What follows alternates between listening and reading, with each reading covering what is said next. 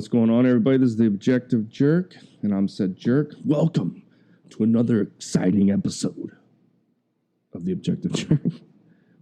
So exciting. What's up? How's everybody doing? Yeah, what have I been doing? Oh, okay, so I did kind of make a couple bullet points, and did a little research, actually. I think I need to turn down my volume a little bit. I think that's better. I think I might have been blowing out the eardrums there. Anyway, I got phlegm, which is not uncommon, I guess. But what happened to I had my little face thing. Oh, that was on that shirt. I put it on the shirt. Oh. Anyway. Communication, right? I talked about this before. Filipinos, their language is very broad. English is much more detailed oriented. You know, that's why there's so many different words and so many. But case in point was Ash Wednesday on Wednesday, obviously. And we asked our son to ask one of the priests, you know, what times the services were, right, for the day, if they were different for Ash Wednesday. He was told 8 o'clock. So we went there. All the kids are going to go because they're at school. You know, that's what they do. And the school is like connected to the church and everything. So, but so as we're getting there, we dropped the kids off to school, and then we're there for the service. We wanted to go a little early to get seats because, you know, generally on Easter and Ash Wednesday and things like that, it's a little more packed than normal. So people were coming out, and they had the ash on their head, and I'm like, what the crap, man? I thought it was, you know. So basically, the schedule was not changed. It was the same as it always is. It's just a little longer, you know, because the ash. And they had a priest from out of town and everything. And so we ended up had to sit through service with the whole entire school, which was cool a little, but at the same time, kids are just so disrespectful and just not even, I don't know. It's like, I guess because my wife went to this school when she was younger.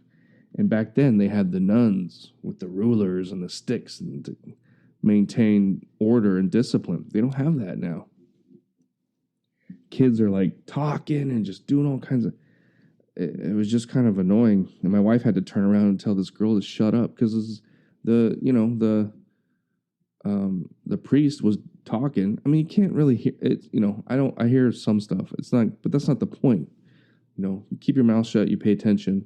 It's disrespectful to talk while someone is talking in front of people. And that's kind of another Filipino thing I've noticed is like when you go to stuff and people are talking, like what was the last thing? And just people in the crowd are just talking to each other, not even paying attention. It's like, dude, have some respect for the speaker. You know what I mean? I don't know. It's kind of weird. But so it was kind of annoying. But the point is the communication, right? And I was like, I wonder what the Filipino military, do they use Tagalog? Like when they speak and they're giving orders, I mean, I'm not talking about like BSing, but when they're working and they got to give orders and this and that, how do they do it? Because Filipino language is not detail oriented, you know? And I mean, and you can't mess up. You can't make mistakes. You got to have clear, concise communication. And that's why the military has the Alpha, what do you call it? But Alpha, Bravo, Charlie, Delta, Echo, you know, so when you say a letter or you spell something, there's no like, oh wait, did you say B or C? I didn't hear it. You know, Bravo, Charlie. There's no mistaking it, right? Same thing with the time. That's why there's 24 hours. So there's no AM and PM. Oh, I thought he said 2 p.m., not 2 a.m. You know, 1400, 02. There's no mistaking. Clear, concise communication. And here, they just don't have that. There's so much miscommunication, misunderstanding, that it's just so infuriating for me sometimes. And so it's like when my son asked the priest, "Hey, what time? What time are the services?" I don't know how he asked him exactly, and the priest was probably just thinking, "Oh, for the class, for the school. Oh, it's at 8." But if he was American, he'd be like, "Well, the schedule's the same. This time, this time, this time. But the school is going to be we're going at 8 o'clock is when the whole school is going there." You know what I mean? And that's just like a natural kind of way to answer it. Filipinos though are different. They don't think that way. And it's kind of, and that it's not just with communication though. Like they're really bad at just really trying to, like when they do, what do you call it? Or if they block down a street in a neighborhood, barangay, or anything like that, they don't sit there and be like, okay, if we're going to make this a one way, that means vehicles are going to be going this way. So this neighborhood road right here, which is generally just people that live there, it's going to become a busy road. So we should go talk to the people that live there and say, hey, on this day, we're doing this. So traffic's going to be diverted down the street. We need you to not park your car or anything on the street because it's going to be busy. But they don't do that. They just like, okay, this is one way. And then you're trying to go around the detour and then you got all these cars and it's a mess. They don't think like that. They don't plan ahead and they don't kind of think of contingencies and possibilities. It's just not the Filipino thing to do. At least not around here.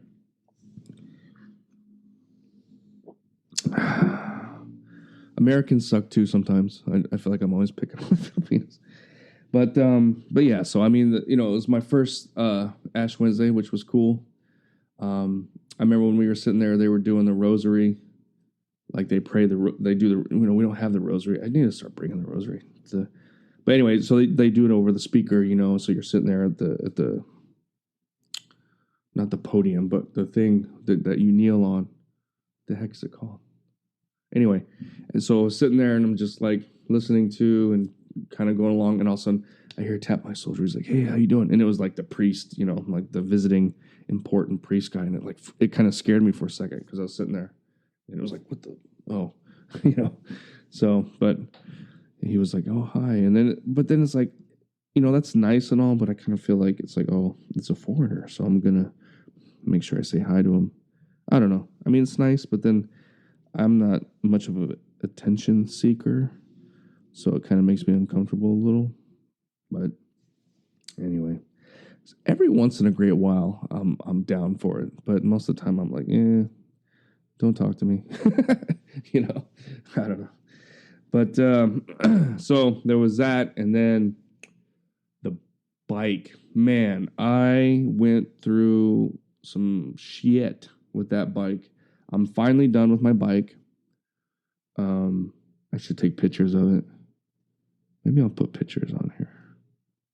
I'll try and right now, if I remember to do it for the video, I will take a picture and I will put it in the corner, which is going to be this corner here because my logo is over here.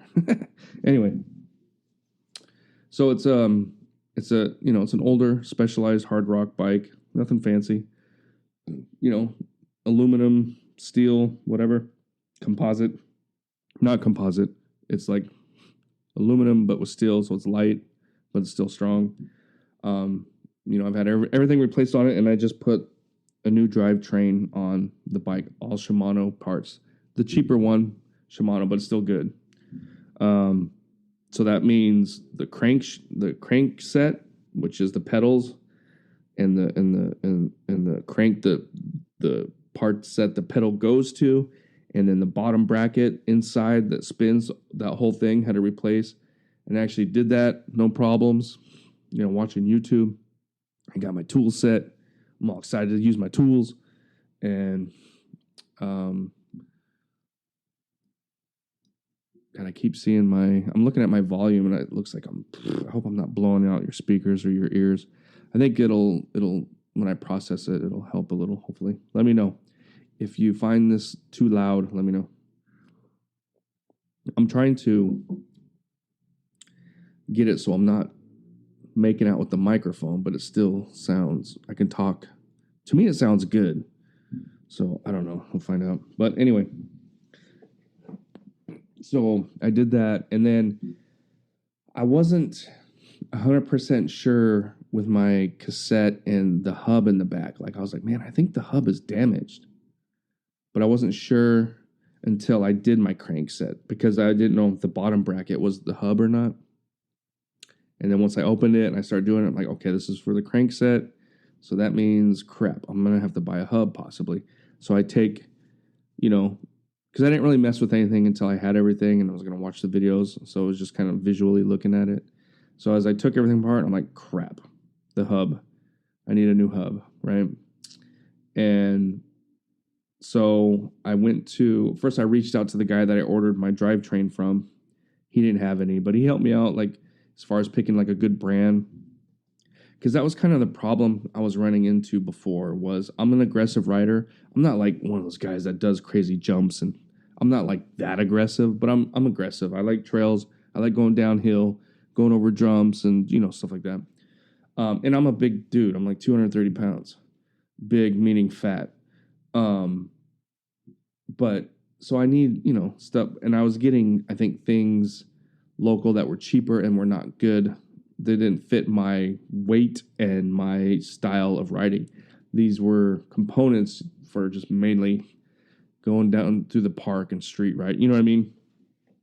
And I had no way to really tell. Like I would try to communicate that with them, but it didn't seem. That's why I decided, okay, I'm doing it myself. I'm going to get the stuff that I know is good and it's going to work. So that's why I did the whole Shimano and replaced everything. But so then with the hubs, they have Shimano hubs and stuff, but it's like, man, I already spent so much money. So I asked my guy, I was like, which brands? I was like, okay, these are the brands that this shop, my local shop, have. And I'm like, which one of these are good? And he's like, okay, this one or this one is good.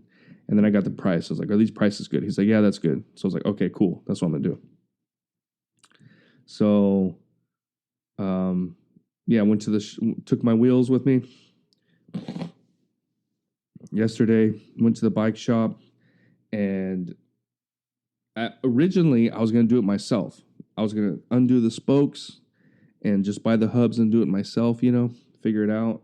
Because I want to learn, but I don't have the thing that you set the wheel on and spin it, and it has a guide so you can see if your frame is straight. You spin it, and you can see it like waving. Oh, the camera's over here. So, you have the wheel in, and it spins, and then if it kind of does this, then you adjust the spokes to get to where it's straight. Now, you can do it like on your bike. Some people will set it up and then put up a little marker so they can do the same thing, like it's possible. But so that's what I was planning on doing. And the guy that been talking to, he's in Manila, I think. The one I bought the drivetrain from, he's like, dude, just take it in. And I'm like, man, what? I was like, okay, fine. I'll take it in, but I'm going to hang out and I'm going to watch and maybe even try and do some. So that's what I did. I went there and he, began doing everything. So I was like helping. I was like, here, I'll do this one. He did the drivetrain with the cassette, and he was undoing. And I don't know if anybody's ever done that, but undoing spokes with the little tool is so tedious and annoying, man. But so I was sitting there doing the front wheel while he was doing the rear, and then he had taken all the spokes off, put the spokes on the new hub, and was getting it all ready to go. When I was still trying to undo all the spokes, finally came off, and then I got the hub, and I put the spokes on how I thought. I did it wrong because it's supposed to be every other whatever, so I had to do, so I learned, right? And then he did it up. So this guy, he knows what he's doing. So sometimes I talk about Filipinos that are kind of pretending, oh, yeah, I know how to do that. And then they just wing it. This guy, he had some skill. He was quick. He knew what to do. So anyway, so as he's doing it, he's getting this, you got to, tighten. I keep doing this, like the camera's this way. The camera's over here. So, you tighten the first one, right, on the spoke, and then do the bottom, left, right. And then you kind of, once that's established in the middle, then you start doing the other ones. But they have to, like, they don't just go straight, like, they go, like, there's a way to do it, almost like braiding or, you know, making fabric or something. Like, he was doing it and I was watching him. I was like, man, I do not know what you're doing. So I was like, I'm so glad I didn't do it. I'm so glad I didn't. So got it done. Bought a couple little accessories and stuff. And then I told that guy, I was like, dude, I'm so glad you talked me out of doing that. But so got that figured out, and then putting the chain and the derailleur on. So it was the first time, so I have to like figure it out. And it was just, oh my gosh. So everything's good. Everything's on there. The derailleur, the shifting is not 100% yet. Like, I can't, so I have to do some more adjusting, which is what I was doing last night. But I was just like, I was so tired and so done with my bike that I was just like, okay, I gotta tomorrow. So that's what I'm gonna do after this podcast, is get that all 100%, take it for a quick little ride, and then Saturday go riding with my son. Finally, it's like been like 2-3 weeks. But yeah, so that's what's going on with me. But the whole reason I'm recording this podcast and I'm kind of talking like this because, for those that don't know, AI makes up the titles for my episodes. I mean, I can change it if I want to, but usually I'll take what they have or I'll change it up a little bit. But it's like I have a topic, but then I'm at 16 minutes. I've been talking about all this other crap. But the actual episode is about Clark Gable, right? All right. So I was listening to, what was it? It was Joe Rogan. I know people probably think like that's all I do is listen to Joe Rogan. I listen to Joe Rogan like when I'm doing tasks. Like I was working on the bike, so I have it on, as I'm doing stuff. Unless I got to watch a YouTube video or something. But stay with us. We'll be right back. Thanks again for listening to The Objective Jerk. I greatly appreciate it. If you could like, subscribe, comment on wherever you're finding this, and you can also email me at theobjectivejerk@gmail.com. So hope you're enjoying it, and please continue on with the episode.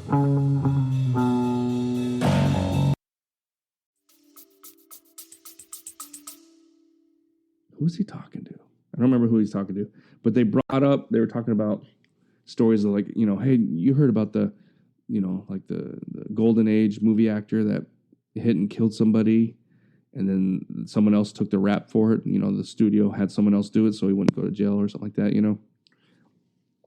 And that's all he said, and they kind of talked about whatever. And I was like, what? I was like, I never heard that. And, I'm kind of, I talk about it. I used to be like kind of a film buff, and my brain, like, that's just where my brain goes. You know what I mean? Not so much stuff that's out now because it's all crap, but older movies, like I know who's in them, who directs them, the year they came out and crap like that. But there's so many like YouTube channels and podcasts that follow that stuff and follow it so much better than I could. So I'm not even going to try.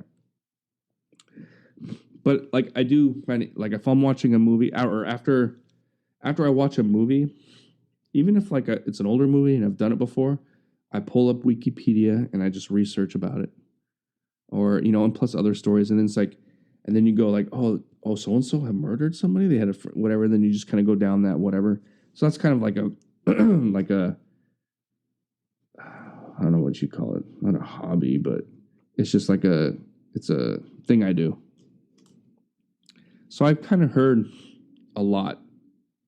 And, I'm interested in old classic Hollywood history and stories and things like that. So not all the time, but I mean, so the fact that he said this, I was kind of surprised because I was like, man, I'd never heard that. So I was like, ooh, I'm going to research and find out what I can find.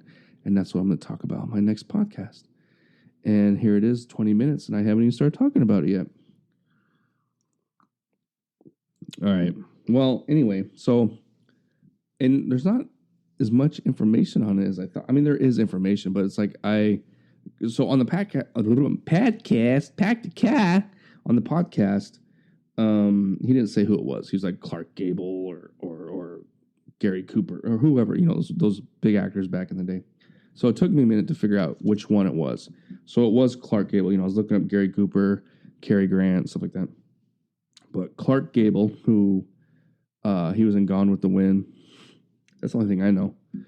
But let's see. So I'm going to read a couple. And nothing is factual. You know what I mean? Because back then, you could get away with so much. You could get away with this.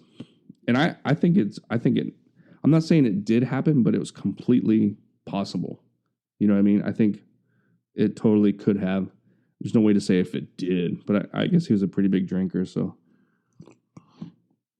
But here's from, Snopes.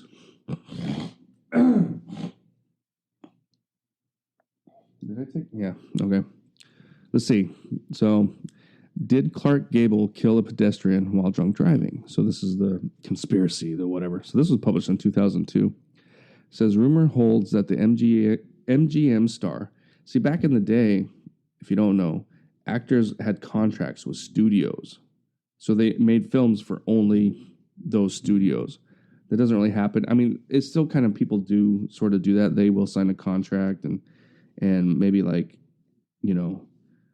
for a little bit, so many movies or whatever. But for the most part, actors just, they'll work for various studios. I mean, like Tom Cruise was like Paramount, I think, for a long time or something. So, I mean, it's still kind of like that, but not like it was back in the day. Like if you were, see, it says MGM star, he could only make movies for MGM, Anyway, rumors hold that the MGM star killed a pedestrian while inebriated, but the studio conspired with the DA's office to cover up the accident. So here's the claim. He killed a pedestrian while drunk driving, but MGM covered up the accident and sent another man to jail in his place. So this is saying that's false. But let's see. So I'm trying to read this. There's so much.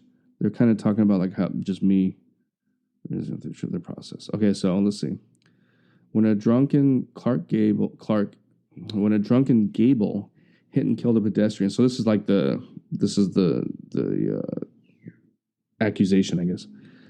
Killed a pedestrian near Hollywood Boulevard. MGM studio head Louis B. Mayer sent Gable into hiding and then conspired with the local DA to have a minor executive, so an executive that worked for MGM, take the rap in return for salary on the payroll for life at a higher salary. So this is supposedly, this is the hush-hush conspiracy, whatever. So basically, some young executive or whatever, hey, if you admit to this and take the rap and go to jail, because supposedly, he would have went to jail for a few years, you're gonna maintain a paycheck for the rest of your life at this level. You know what I mean? So it's kind of crazy. Would somebody do that? I don't know. I don't know. He's already an executive, so maybe it wasn't an executive. Maybe it was somebody that was really hard up for money. Let's see. So this article kind of talks about how they try to investigate it. So when we were investigating a rumor about a person who is both well-known and long dead, the first place we usually turn to is the most recently published biography about that person. Because, more accurate maybe because more information has come out. But then at the same time, it's been longer since it happened. In this case, the most recent Clark Gable biography was 2002's Clark Gable. And there we found that Mr. Harris had indeed addressed this rumor. So I guess he talks about it in his book. But, so he did get in a drunken, like he wrecked his car. Like that's fact, I guess. But the killing a person and something is the whatever. In March 1945, Gable's heavy drinking finally caught up with him while driving home from a party celebrating the American victory on Iwo Jima.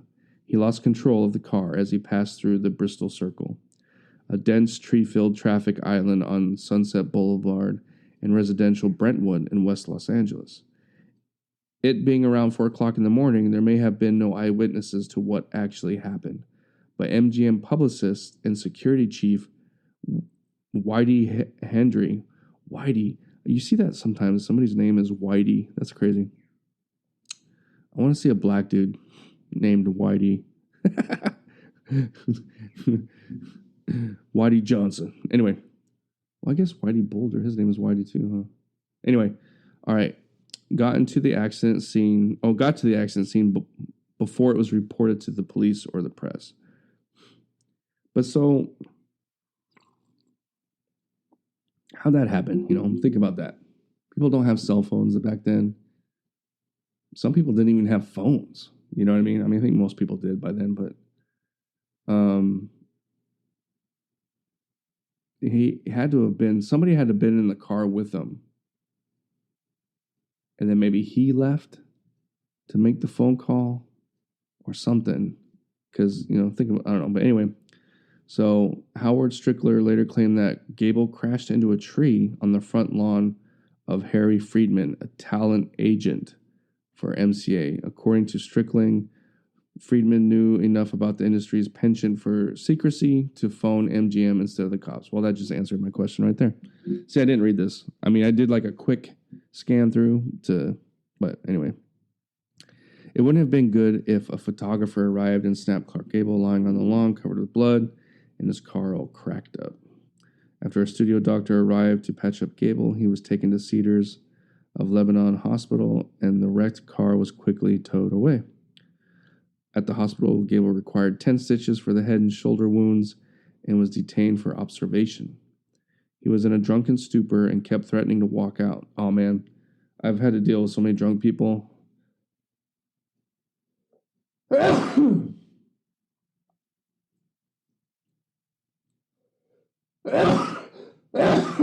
Excuse me. Man, there's something in the air. I've been sneezing like crazy. But yeah, they're almost the worst. Drunk people that are just not, they don't listen and they're not combative, but they're not, I don't know. They're a pain in the ass. My wife likes to hang around her friends if they're drinking. She thinks it's funny. But if I'm sober, drunk people annoy me, which is pretty much all the time. I'm pretty much sober all the time now. I don't really drink. Anyway, so all his clothes were taken away to lessen the chances. So he's walking around naked. He spent the next 3 days in isolation being thoroughly dried out. So he got sobered. Cold turkey, which is not... See, back then they didn't realize it, but that can be harmful to people depending on their dependency on alcohol and stuff. You can't just go cold turkey. It can kill you for some people, and then it's not, you gotta wean yourself off just like anything else. Just like if you're taking meds, you've been taking meds for years, and your doctor's like, hey, you gotta stop taking it. You don't just stop taking it. You just wean yourself off. Anyway, the press had so many informants at Cedars Lebanon, Gable's presence became known within minutes. Amusingly, the story handed out by MGM was that Gable's car had been sideswiped by a drunken driver who immediately sped away. Nobody believed it, but it got printed and also started rumors of what really happened. One of the more extreme had Gable killing a pedestrian and MGM persuading one of its minor executives to take the rap for him. After, quote-unquote, confessing that he had really been driving the car and Gable was only, a passenger. The executive supposedly served a year in jail for manslaughter, after which MGM rehired him with a whopping pay increase and pension plan. If the guy was there, I could see that happening, that's their, Clark Gable was a money printing machine, you know what I'm saying? So I think it's totally possible. Anyway, according to this account, Gable was once involved in an automobile accident while drunk, but he hit a tree.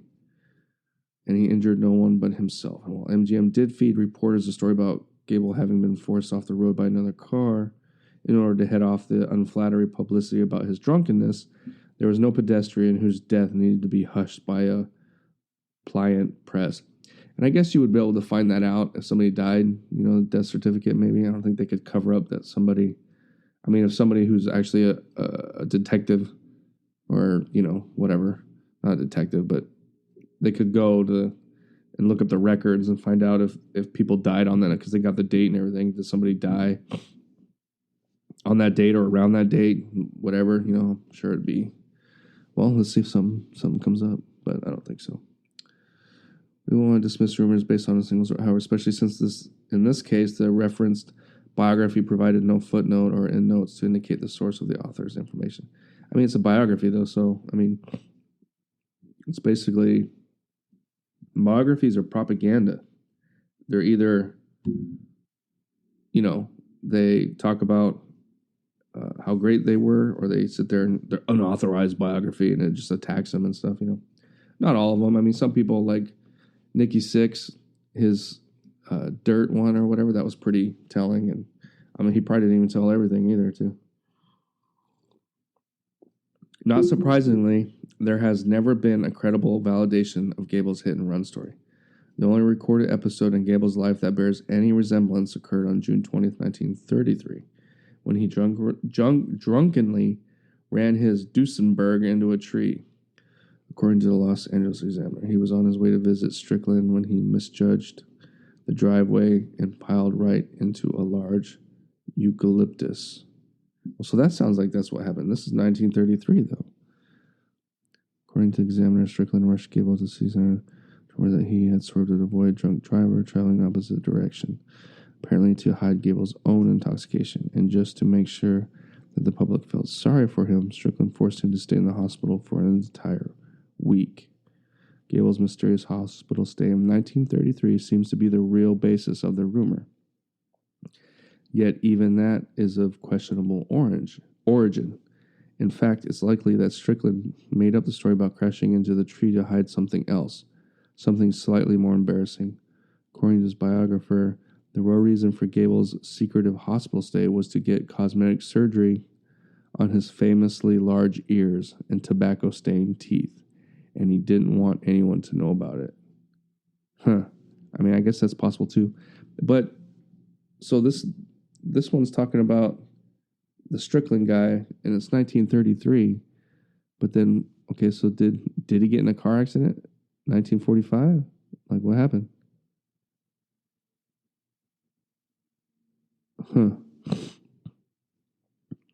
Let's see. All right.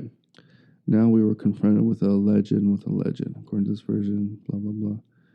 Okay, according to this version, the rumor of Gable's automotive mishap dated from 1933, 12 years earlier than what was originally stated. And the real story involved no dead pedestrian or even an automobile accident. Rather, the entire car crash tale was fabricated by Gable and a studio publicist as a cover story for a prolonged hospital stay.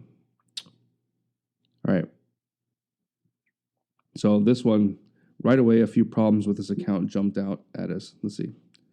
No newspaper account from 1933 or even 1945 would have made references to Cedars Sinai, as the Cedars of Lebanon and Mount Sinai hospitals did not merge to become Cedars Sinai Medical Center until 1961.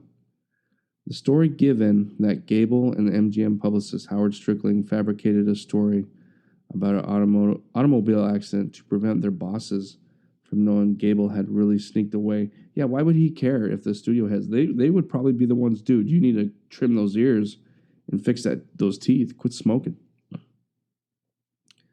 Gable had really sneaked away to the hospital for a week to undergo some cosmetic surgery. Like, I can understand him doing that secretly from the public, but not his bosses.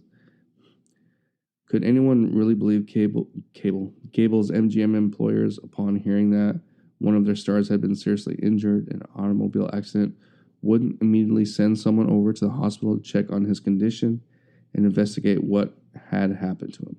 Or that an actor whose major marketability was his looks would futilely, I can't even say that, alter his appearance through surgery and think he could hide it from the studio?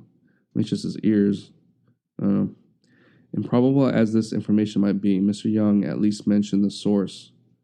A check on the author's name revealed that the source was the author of the 76 Clark Gable biography, along with the King. So we turned to that work to see if it could help us sort out the details of this rumor. Confusingly, what we found was nothing in Long Live the King corroborated by the stories offered in Paul Young's L.A. Exposed, despite its identification of the former. So basically it's saying, like, the newest biography, that's the thing, is like maybe some new evidence comes out. And usually I guess you do kind of get biographies that come out when comes out this person was gay or did this or whatever. But it's been so long now since the actual that it's hard to figure out what's real and what isn't. All right. First off, Tornabin, that's the author of the other biographies from 1976. His take on the genesis of this rumor differed little in detail. It was probably the source of the version we found in his biography. So this is kind of what they're thinking started the whole thing. Clark's heroic consumption of alcohol ceased to be a laughing matter when he wrapped himself around a tree in the middle of the night in March 1945. Too drunk to find the Wilshire Boulevard cut off from a traffic circle. Fortunately for his image, the tree he ran into was on the lawn of Agent Harry Friedman. That is kind of coincidental, right? Who knew the business well enough to call Howard Strickling rather than the police or the ambulance. Well, so that's how it happened, the calling. Right? It was 4 or 5 in the morning, as Howard recalls, and Friedman said to him, "Howard, geez, your friend is bleeding. What shall I do?" Howard told him he was too far away to come quickly, so he would send MGM publicist Ralph Wheelwright and MGM security chief Whitey Hendry. In the meantime, he said, "Tell Clark to talk to no one and have them get the car out of there as fast as they can." Howard explains, it wouldn't have been particularly good to have some photographers go out and make a picture of Clark Gable lying in the lawn all covered with blood and this car all cracked up, because they would all say who was with him, They always said there was some women with him and you hit her, which I'm sure they did. Dude, Hollywood has always been scandalous and corrupt and everything, and they still are. Anyway, it's just a little kind of harder to hide some of it now, but, well, easy and hard, I guess. But Wheelwright called a doctor, who called a surgeon, and Strickling's arrived in time to take Clark to the Cedars of Lebanon Hospital. There he got 10 stitches in his head and shoulder and was placed under observation. Howard had to take away his clothes to make him stay in the hospital. But within 3 days, he talked his secretary into bringing him a suit and his doctor into releasing him. Once he was hospitalized, there was no way to keep the press from closing in. The story the reporters were told was that Clark had swerved into a tree to avoid hitting a drunk driver who did not stop at the accident. The press printed it, but no one believed it. Those who were told the MGM claimed that was the story behind the newspaper story didn't believe that either. What? Told what MGM claimed was the true story behind the newspaper story, didn't believe that either. Rumors persist that the true story, was so damaging that MGM issued a fake true story to fog it. Who was with them? People still ask. Why? What were they hiding? So I guess they just kind of thought it was bullshit, and like, why? Nowhere in Long Live the King did we find anything about Clark Gable's involvement in an automobile accident in 1933, or striking and killing a pedestrian, or his plotting a mysterious week-long hospital stay for his ears and his teeth. The book merely mentioned that at some point in his career, Gable had his teeth capped, and that there had since been dispute over when the work was performed and who paid for it. Did he ever do anything with his ears? I remember the cartoons back in the day when they would do them huge-ass ears. His ears. Okay, several people who worked with Gable, half of whom maintained that Gable had his ears fixed at some unspecified time, and half of whom empathetically denied that Gable ever had anything done to his ears. Mayer had, dang, this is long. I didn't realize it was this long. See, Clark Gable, the motion picture star. So this is another article. Clark Gable's the motion picture star. Motion picture actor was in Cedars of Lebanon yesterday, recovering from injuries he received in a freak accident. Traffic circle, blah, blah, blah. Already said it. Conditions not serious. Gable, according to a report, was driving east on Sunset and in accordance with traffic regulations proceeded around the south half of the traffic circle. He was confronted with another car, the driver, which apparently had become confused and was proceeding west in the same arc of the circle. To avoid colliding with the other car, Gable drove his automobile over the curb Cable's car struck a tree, throwing him against the steering wheel. The actor received a laceration in his right leg, which required several stitches and a bruised chest. So what about the head and the shoulder? The studio reported doctor ordered Gable to remain in the hospital over Sunday. He is expected to leave today. The driver of the other car apparently did not realize that Cable had an accident and did not stop. Yeah, this is kind of crazy. Like, what is going on? He's on drugs and rallied. Meanwhile, God, this is going on, man. I think that's about it, though. I think so. All right, I don't know. I had a couple other tabs open to talk about it. You know, there's some that say, like, you know, stuff that actually people, whatever. So here's a quick, this one's short, so I'll read it real quick and see if it has anything else. Probably not. This is from Grunge. Nearly a decade before he kickstarted the film noir genre while in the director's chair during the filming of The Maltese Falcon. Wait, what? Okay, hold on. John Huston was a struggling screenwriter trying to make his way in the Depression-era Hollywood.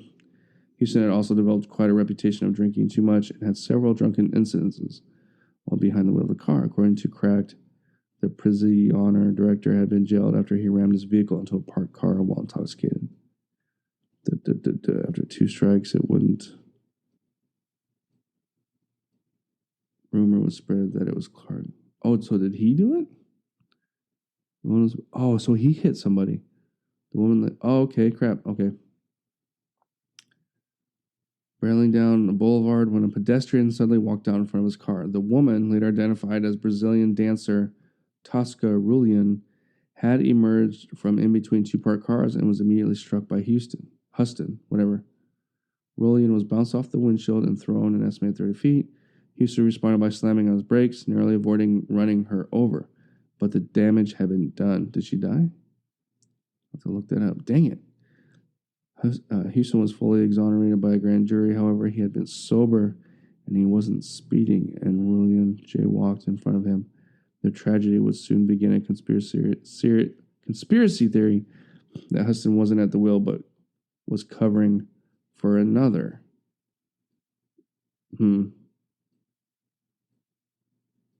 So I guess she died. So that's kind of, maybe they took the 2 stories and put them together. I'm going to click on this real quick. So this is what they have about the dancer. Oh man, I gotta log in. No. Son of a. I ain't logging in. Let's see if I can copy it. I'm gonna look up. No, not the link. Copy. I don't want to copy the link. It won't let me just copy. See what happens. Okay. It's going to go right back to the Times. I got to go back to the...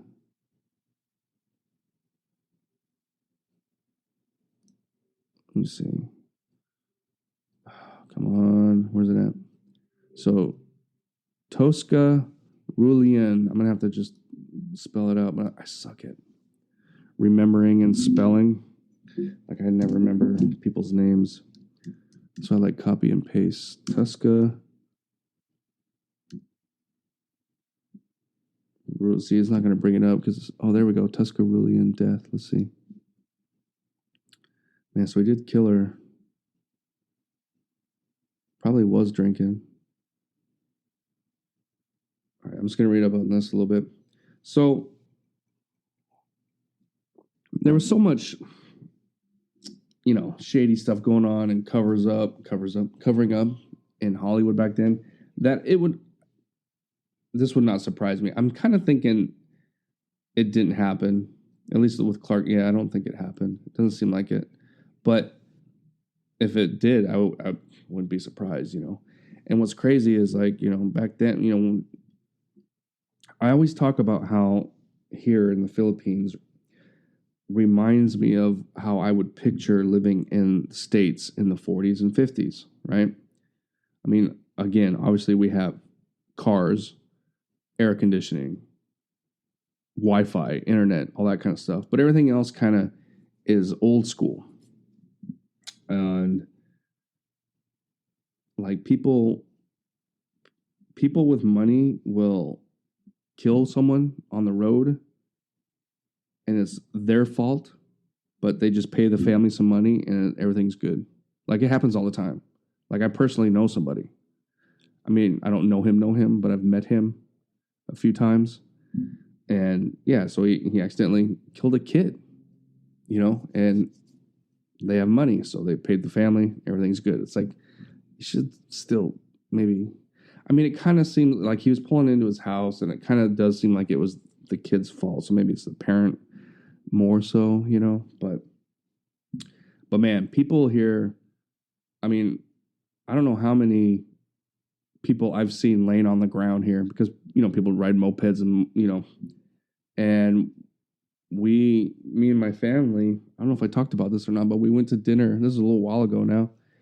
And there was an accident and we drove by and you could see a guy underneath the truck and he was dead. Like he was all mangled up. It was nasty, and, my kids were like, they were shocked, and it was like, so that was their first seeing a dead person.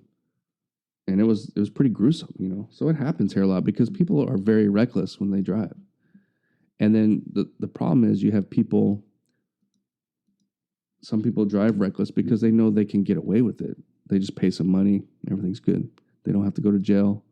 You know what I mean? And that's kind of pisses me off. The only people that are in jail are like, drug dealers and thieves and murderers, which they should be. But if you're driving recklessly and you kill somebody, you should do some time. I'm not saying a lot, but it's like, come on. So, I don't know. Yeah, why is this taking, I'm waiting for this to load this story, but it's just not coming up because Mac likes to I use DuckDuckGo and it's so slow. And it's always like, oh, why don't you use Google? My computer's telling me, use Google. I don't want to use Google. Fuck you.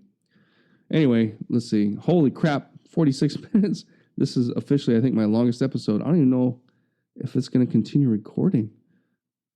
Well, I guess it is. Well, okay. Shoot, I need to end it. Wow. Send me an email if you want. theobjectivejerk@gmail.com. Let me know what you think. I appreciate you hanging out. God bless, and see you next time. All right, bye. You just put yourself through another episode of The Objective Jerk.